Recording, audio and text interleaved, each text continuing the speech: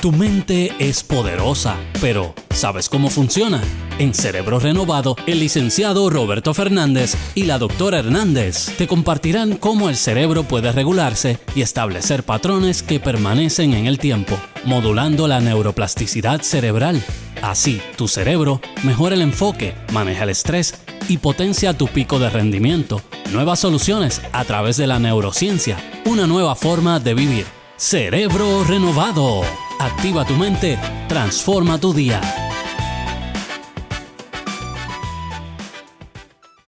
Saludos, Dios les bendiga. Le habla como siempre el licenciado Roberto Fernández, acá en una edición más de su programa Cerebro Renovado, donde nos encargamos de educar principalmente y asociar, instruir de cómo se asocia en vez de ir en contra la ciencia con lo que dice la palabra, principalmente la ciencia que tiene que ver con el funcionamiento de nuestro cerebro, que al final es lo que genera todas nuestras emociones, nuestros estados de ánimo o cualquier tipo de situación con la que quizás nos cueste trabajo lidiar.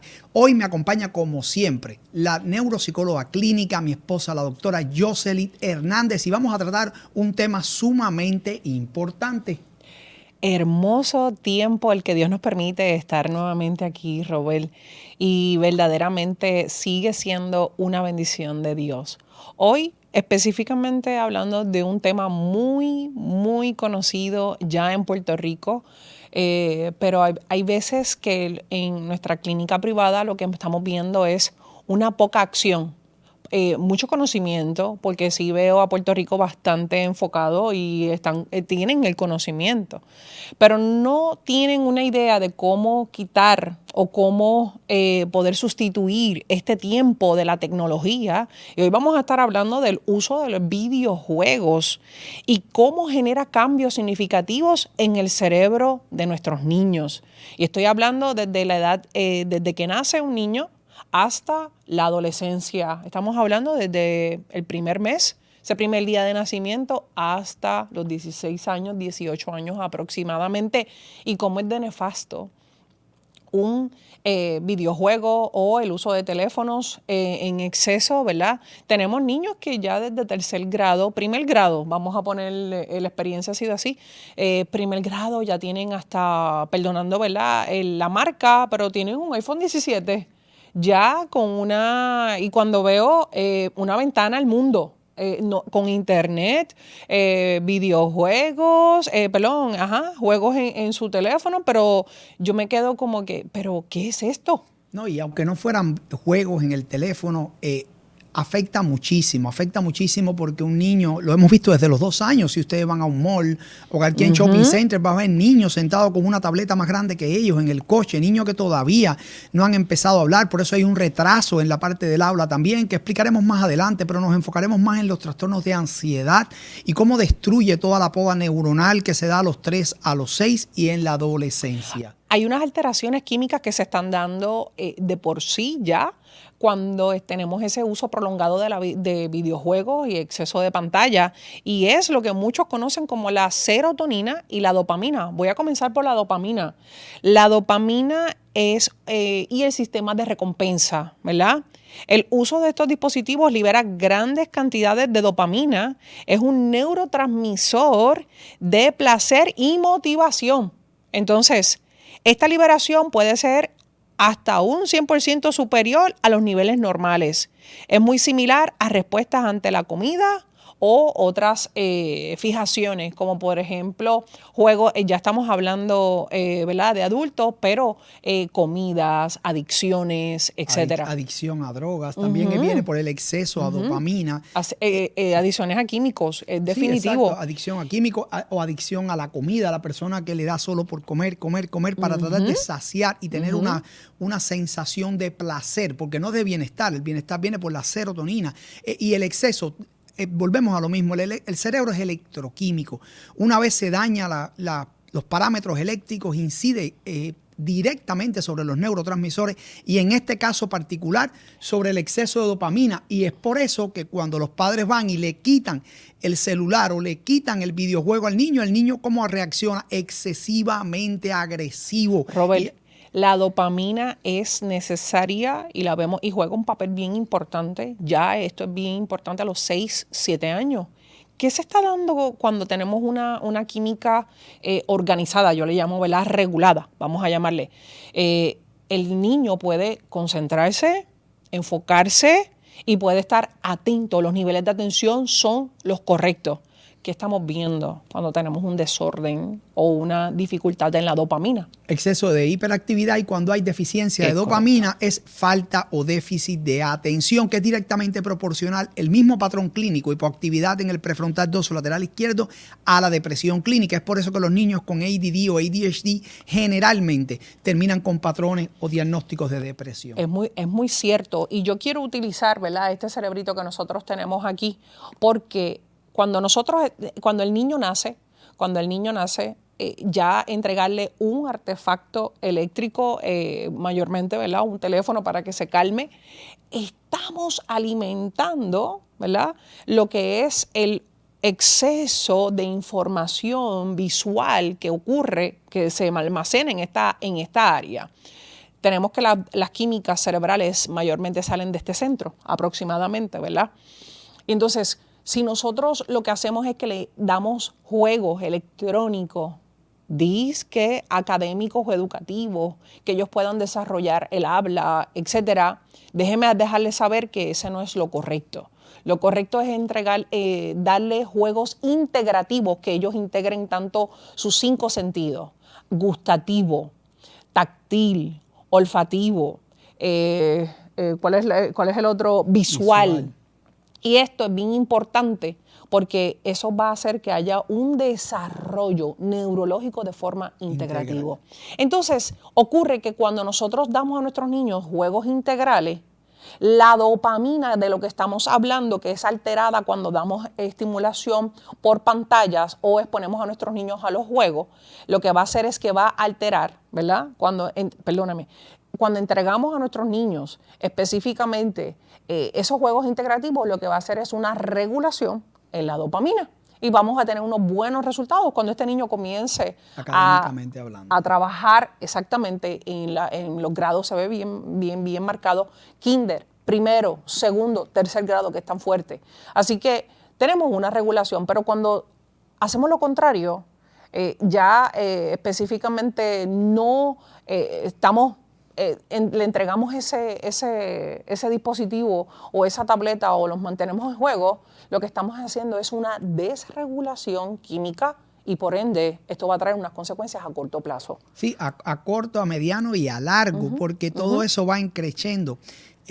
Mire, lo único que tenemos que hacer es mirar la data y mirar las noticias. La doctora ahora va a hablar cómo ha aumentado la ansiedad en la población pediátrica en los últimos 20 años, pero para nadie es un secreto. Cuando miramos los videos de las escuelas, cómo está la agresividad, cómo los niños se sienten excitados y se sienten placer grabando las peleas. Literalmente, cosas que no se veían. Ya se ha perdido el amor de unos por otros, o sea, se ha perdido la bondad, se ha perdido esa acción genuina de ayudar. Si no, vamos a grabar y postear, y cómo cada vez están más agresivos, cómo cada vez están más oposicional, desafiantes, cómo los niños, al jugar cada vez más juegos de videojuego, pasan a la parte de la pudrición cerebral, donde empiezan a adoptar ese término, esa manera conductual o que ven el videojuego y la transforma como una acción diaria. Disfruta el matar en un videojuego y eso se va haciendo algo permanente en su corteza cerebral. Hay algo importante reconocer. Vemos niños que ya a los 6 años, 5 años, muchos padres tienen que recurrir a lo que es la medicación, porque no tienen control de sus emociones. La irritabilidad es algo normal. Y a niveles superlativos, tú lo sabes, en la clínica hemos visto muchos niños que cuando los padres le quitan, acuérdense que está el sistema, ¿verdad?, de condicionamiento operante. Te portas bien, te doy algo. Te portas mal, te castigo, te lo quito. Cuando los padres recurren a ese método que siempre funcionó con nosotros, hay niños que han agredido a los padres con un cuchillo. Los padres han tenido que esconderse. Han intentado tirarse del carro y los padres le miran a los ojos y dicen que no era él. Evidentemente no lo es porque pasó una fase superior. El exceso de uso de tecnología pasó a crear fase de alfa interhemisférica frontal y el niño empieza a tener pensamientos de psicosis, eventos psicóticos. Escucha voces que le dice mátalo, agrédelo y así es como vamos. Por eso terminan generalmente a corta edad con medicación y son niños no funcionales que van a ir cada vez más para atrás, para atrás y para atrás. Y la decisión es simple y papás, entre antes intervención temprana, entre antes se tome acción, mejor. Y muchas veces buscamos que los especialistas, ¿verdad? O los terapeutas puedan ayudarnos en eso, ¿no? Todo comienza por la crianza. Todo comienza como usted como padre, como abuelo, como tío, puede crear conciencia primero y luego después ayudar a estos niños que están creciendo. Cuando hablamos de dopamina, también tenemos que hablar de la melatonina, es lo contrario. Y es lo que muchos buscan estimular en el cerebro de un niño. Y es que la paz, la tranquilidad, esa hormona, esa química que lo que hace es lo contrario, ese balance que estamos buscando en el niño. Y hay algo que ayuda mucho la melatonina y es lo que son los patrones de sueño, que hoy día los vemos muy afectados y completamente distorsionados en nuestros niños, en nuestra niñez. Vemos las góndolas de las farmacias que la melatonina la tienen que pedir porque está escasa. Y el problema es que cada vez es peor porque el efecto secundario de la melatonina es devastador. Cuando tú tomas melatonina pasas a un estado que va de 8 a 13 hercios que se llama estado hipnagónico y el niño empieza a tener pesadillas o sueños vívidos, es decir, que sueña literalmente como si estuviera en el evento en vez de proporcionar tranquilidad. ¿Y por qué pasa esa desregulación de la melatonina? Literalmente viene porque se afecta a un área en el cerebro, una onda cerebral en el cerebro. Recuerden que el cerebro es electroquímico. Primero se afecta la parte eléctrica y eso va directamente proporcional a afectar el neurotransmisor o la parte química. Pues si se afecta la onda delta en el área de CZ o el vértice y hay excesiva cantidad de onda delta, que es onda lenta, pues entonces inhibe la producción de melatonina. Son las 11, 12 de la noche, el niño no se ha quedado dormido y pues ¿qué pasa? Les tengo una noticia, el cerebro es inversamente proporcional al físico. Nosotros entrenamos, creamos músculo, nos ponemos bien, empezamos a yoguear. ¿Quién sabe si podemos correr un 5K? El cerebro solo se repara y aprende durmiendo. Y el sueño reparador va de 10 de la noche a 2, 4 de la madrugada. Un sueño profundo donde debe cumplir las 4 fases. Ligero, moderado, profundo y REM, cuando el cerebro apaga el switch.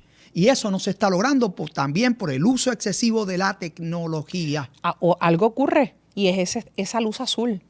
Y cuando estimulamos, cuando nuestros niños están hasta las 8, hasta las 9, hasta las 7, 6 de la noche, con un dispositivo o con una pantalla, ocurre algo. Y es que el cerebro entiende que es de día, por el estímulo que tiene y que lo que genera en el cerebro esa luz azul, que es producto de todos estos dispositivos electrónicos. Además de que hay otra noticia aquí que es importante que sepan. 1 de cada 4,000 niños que se expone a los videojuegos termina con actividad epileptiforme. Volvemos, la actividad epileptiforme es consecuencia de una onda que se desregula generalmente en la corteza motora primaria y lo pueden buscar. La actividad epileptiforme o la epilepsia de gran mal viene por exceso de actividad de ondas teta de 4 a 7 hercios y eso se provoca por el exceso de luz, de excitabilidad en los videojuegos. 1 de cada 4,000. Esto es alarmante. Y eso no es que los estamos sacando aquí, no los estamos inventando. Robert, ¿dónde fue que vimos eso? Bueno, la data científica lo dice, pero aún si compran un Nintendo Switch, si compran un PlayStation, te va a decir que en el mismo librito y el manual, 1 de cada 4,000 sufre de eso. Pero no solo eso, también se ha incrementado la miopía infantil. El niño empieza a tener miopía, tiene que usar espejuelos por el exceso de luz y el exceso de luz azul artificial que penetra dentro del ojo. Es decir, que los problemas son garrafales. Es preferible virar al fundamento básico y la vieja escuela de la crianza como se establece, dedicar tiempo a nuestros hijos aunque estemos cansados, tratar de tomarnos un café, ir a jugar a los carritos, jugar a la pelota, jugar a otra cosa, o la mamá jugar a las muñecas, lo que sea, porque además eso desarrolla otras áreas del cerebro que no se desarrollan con el videojuego y es el área de la interacción social, entre otras. Correcto. Y el impacto que esto está teniendo tan fuerte en lo que es en la actividad cerebral. Escucha esto, la hiperestimulación. Una de las consecuencias es que vemos en la hiperestimulación sensorial.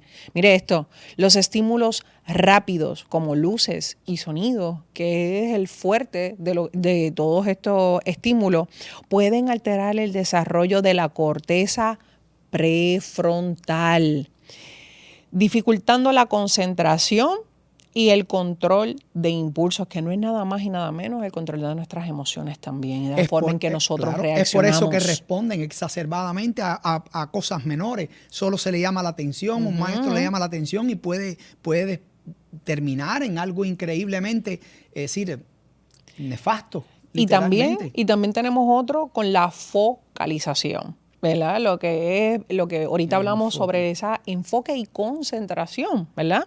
Mientras que los videojuegos pueden mejorar la atención visual, pero mire esto, ¿en qué tiempo?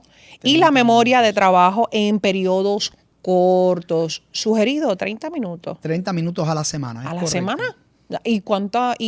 ¿Y eso tiene sentido? Cuando nosotros decimos, espérate, ¿cuánto tiempo está mi hijo en un videojuego o en un teléfono o scrolleando en YouTube o sus videos o sus juegos o en Facebook, lo que sea, Instagram?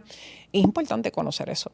Es importante saber el tiempo, ¿verdad? Y el control, porque si nosotros no le enseñamos a nuestros hijos, ellos no lo tienen. Ellos trabajan como usted, como adulto, le enseñe. Así que esto es bien importante porque también en este corto periodo de tiempo es que nosotros vamos a poder tener una concentración, pero dificultando también específicamente ese control en la concentración. Hay niños que están hiper enfocados. Y es por eso, ¿qué pasa con esto? Cuando una persona tiene déficit de atención, no puede enfocarse en un estímulo a la vez, cualquier cosa llama su atención, no puede centrarse en algo, solo en algo.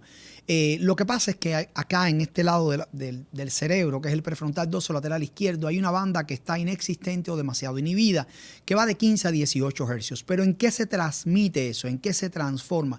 Que hay deficiencia de lo que hablamos ahorita, dopamina. Lo que pasa con estos nenes es que hay exceso de dopamina y es por eso que no sueltan el teléfono. Y el exceso de dopamina se traduce literalmente a nivel psicológico, psiquiátrico, neurológico en adicción. O toda persona que tenga exceso de dopamina tiene adicción a algo. Por eso es que es el deterioro en la focalización, ¿verdad? A corto plazo. Y también vemos fatiga mental. ¿Qué significa? Exactamente. ¿Qué significa eso? Bueno, estamos en el salón, la maestra está dando un nuevo trabajo, algunos 15, 20 minutos. El niño no puede quedarse sentado y el niño se puede quedar sentado, pero también su mente está en otros temas. Divagando en otro pensamiento. Es correcto. Y no solo eso. Si fuera eso, nada más estaríamos bien. El problema es cuando le llaman la atención. El problema es cuando tiene alguna situación ligera o sin problemas con otro niño. El problema es cuando sus padres le dicen, entrégame el teléfono, se acabó el tiempo de juego. La reacción es literalmente excesiva, al punto de que muchos de ellos terminan agrediendo a los padres físicamente. Cuando hablamos también de lo que es esta estimulación de los videojuegos, tenemos que también hablar asimetría dentro de los hemisferios, tanto el derecho como el izquierdo. Y mire eso, ciertos estudios indican que los juegos muy estimulantes pueden sobreactivar el hemisferio izquierdo, inhibir el lóbulo frontal derecho, esenciales para las habilidades de lo que estábamos hablando, sociales, la empatía. Tenemos muchos niños que padres nos dicen, ay, este niño tiene rasgos de X o Y diagnóstico y es porque no quiere socializar. Lo que quiere es estar apartado o solo en su mundo. Y cuando vemos, los niños lo único que quieren es estar con su teléfono o su tableta apartado allá. Y definitivo, en su mundo es cuando le quitan el dispositivo, vemos cómo genera una crisis, cómo genera una pobre tolerancia de sus emociones, una pobre control también de sus impulsos. Y eso es a raíz de que un cerebro estimulado no cuenta con la capacidad de serotonina, es la dopamina donde quiero estímulos. Y exceso de glutamato, es correcto, lo cual hace que el niño siempre esté ansioso y responda exacerbadamente.